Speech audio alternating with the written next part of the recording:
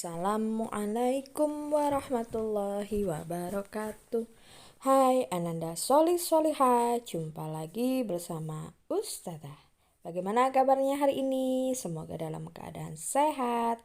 Hari ini kita akan melihat video mengenai Nabi Muhammad dan anak yatim. Seperti apa? Sebelumnya kita baca doa dulu ya. Doa sebelum belajar. Bismillahirrahmanirrahim. Rabbi zidni ilma warzuqni fahma. Ya Allah, berilah aku ilmu dan kepandaian yang bermanfaat.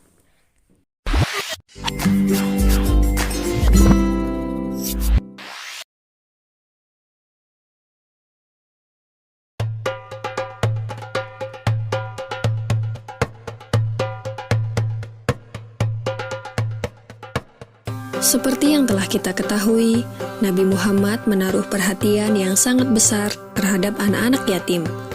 Pada suatu hari raya, Nabi Muhammad pergi keluar rumah untuk melaksanakan sholat Idul Fitri, sementara anak-anak sedang bermain dengan gembira di jalanan. Namun di kejauhan, tampak seorang anak kecil duduk berseberangan dengan mereka yang sedang bermain. Dengan pakaian sederhana dan tampak murung, ia menangis terseduh.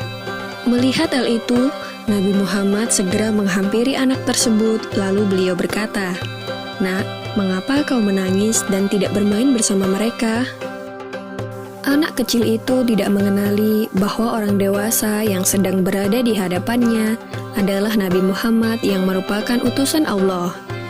Ia pun menjawab, "Paman, ayahku telah meninggal." Ia mengikuti Nabi Muhammad dalam menghadapi musuh di sebuah pertempuran, tetapi ia gugur dalam medan perang tersebut. Nabi Muhammad mendengarkan dengan seksama rangkaian peristiwa dan nasib malang yang menimpa anak tersebut. Anak itu pun melanjutkan ceritanya. "Ibuku menikah lagi. Ia mengambil warisanku yang merupakan peninggalan ayah, sedangkan suaminya mengusirku. Kini aku tak memiliki apapun, dan hari ini aku melihat teman sebayaku merayakan hari raya bersama ayah mereka. Perasaanku dikuasai oleh kehampaan tanpa ayah, karena itulah aku menangis." Mendengar penjelasan dari anak malang itu, hati Nabi Muhammad runtuh. Ternyata masih ada anak-anak yatim dari sahabat yang gugur membela agama dan Rasulnya di medan perang yang mengalami nasib malang seperti anak itu. Namun Nabi Muhammad segera menguasai diri. Nabi yang duduk berhadapan dengan anak ini segera menggenggam tangannya. "Apakah kau sudi bila aku menjadi ayahmu, Aisyah menjadi ibumu, Ali menjadi pamanmu, Hasan dan Husain sebagai saudaramu, dan Fatimah sebagai saudarimu?"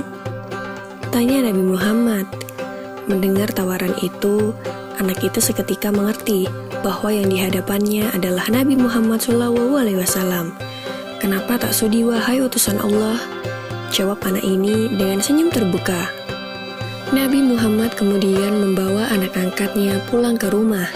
Di sana anak ini diberikan pakaian terbaik. Ia dipersilahkan makan hingga kenyang. Penampilannya diperhatikan, lalu diberikan wangi-wangian. Setelah selesai, ia pun keluar dari rumah Nabi Muhammad dengan senyum dan wajah bahagia. Melihat penampilannya yang sudah berbeda, para sahabatnya yang semula sedang bermain bersama mulai bertanya, "Sebelum ini kau menangis, tapi kini kau tampak sangat gembira." "Benar sahabatku, tadinya aku lapar, tetapi lihatlah, sekarang tidak lagi. Aku sudah kenyang. Dulunya, aku memang tidak berpakaian bagus, tetapi kini lihatlah, sekarang aku mengenakan pakaian bagus. Dulu memang aku ini yatim, tetapi sekarang aku memiliki keluarga yang sangat perhatian. Nabi Muhammad ayahku, Aisyah ibuku, Ali pamanku, Hasan dan Husain saudaraku, dan Fatimah saudariku. Bagaimana aku tidak bahagia?" Mendengar cerita sahabatnya, mereka tampak menginginkan nasib serupa.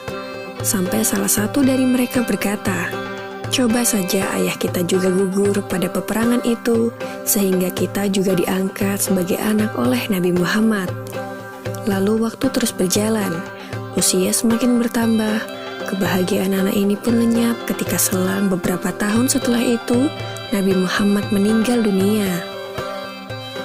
Meratapi kepergian ayah angkatnya yang paling mulia, ia keluar rumah dan bersedih. Sungguh menyedihkan, kini aku kembali terasing. Aku bukan siapa-siapa lagi. Aku kini menjadi yatim yang kesepian, katanya sambil menangis sedih. Sayyidina Abu Bakar Asy-Syiddiq yang menyaksikan anak ini segera memeluknya. Sayyidina Abu Bakar kemudian mengambil alih pengasuhannya. Wallahu alam. Semoga kisah ini dapat mempertebal iman kita dan semakin percaya terhadap kebesaran dan kuasa Allah Subhanahu wa Ta'ala. Amin ya Rabbal 'Alamin.